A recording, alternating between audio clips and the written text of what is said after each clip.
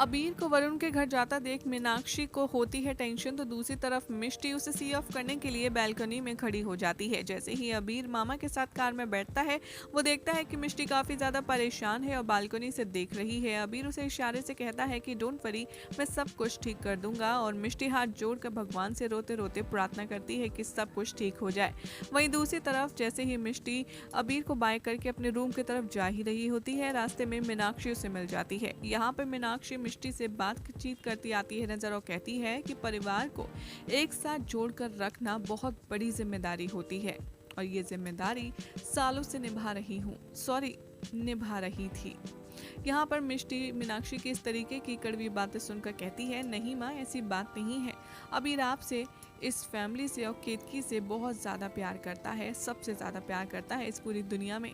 यहाँ पर मीनाक्षी उसे इंटरप्ट करती है और कहती है कि लेकिन हम सबका प्यार आज वो कम पड़ गया है।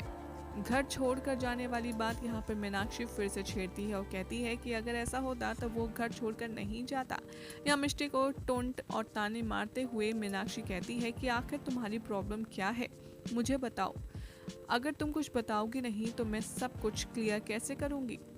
मिष्टी यहाँ अपने आप को कंट्रोल करती है और कहती है कि कुछ नहीं माँ, बस मेरी हेल्थ ठीक नहीं है, यही रीज़न है। यहाँ पर मीनाक्षी बहुत ही ज़्यादा इमोशनली मिष्टी को ग्रैब करने की कोशिश करती है और कहती है कि मिष्टी, हमेशा से मैं तुम्हारे बारे में ये कहती थी कि तुम एक टूटे परिवार से आई हो और तुम कभी भी परिवार को जोड़कर नहीं रख सकती, लेकिन हमेशा तुमने मुझे गलत साबित करने के लिए मुझसे जंग की, और आज फाइनली तुमने मुझे ये साबित कर ही दिया कि तुम टूटे परिवार से आई हो और तुम अबीर को यहाँ से ले जाना चाहती हो। अबीर की माँ की ये बातें सुनकर मिष्टी काफ़ी ज़्यादा इमोशनल हो जाती है और रोते रोते कहती है कि माँ, मैं ऐसा कुछ भी नहीं चाहती, मैं इस घर को कभी भी तोड़ना नहीं चाहती माँ। मीनाक्षी यहाँ मिष्टी के हाथ पर हाथ रखती है और कहती है कि मैं जानती हूँ मिष्टी, बस एक यही बात है मेरी जो तुमसे मिलती है।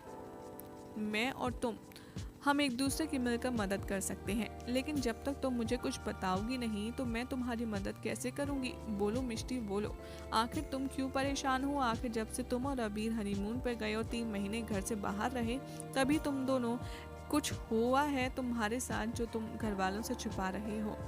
ये सारी बातें सुनकर मिष्टी पर इतना ज़्यादा प्रेशर क्रिएट करती है मीनाक्षी की वो बस बताने वाली ही होती है कि आखिर वो क्यों परेशान है। लेकिन तभी उसे फ्लैशबैक आता है अबीर की उस बात का, जहां अबीर ने मिष्टी से ये प्रॉमिस लिया था कि चाहे जो हो जाए ये बात वो कभी किसी से शेयर नहीं करेगी। यहाँ मिष्टी खुद को संभालती है और कहती है कि कुछ भी बात नहीं है माँ, मेरी तबीयत बहुत ख़राब है इसीलिए ऐसा होता है, पर मैं हाथ जोड़कर आपसे माफ़ी मांगती हूँ कि केत की शादी में मेरी वजह से अब कोई और दिक्कत नहीं आएगी। ये कहकर मिष्टी दौड़ते हुए अपने रूम में चली जाती है और मीनाक्षी उसका नाम चिल्लाते हुए रह जाती है। लेकिन यहाँ पर बात खत्म नहीं हुई। मीनाक्षी राजवंश बहुत टेढ़ी चीज़ है और उसने मिष्टी का सच पता लगाने के लिए अपने लक्ष्मण को लगाया हुआ है उन नंबर्स के पीछे, और उसके बाद नंबर्स की आइडेंटिफिटी करने के बाद क्या होगा ये हम आपको बताएंगे अपनी अगली रिपोर्ट में।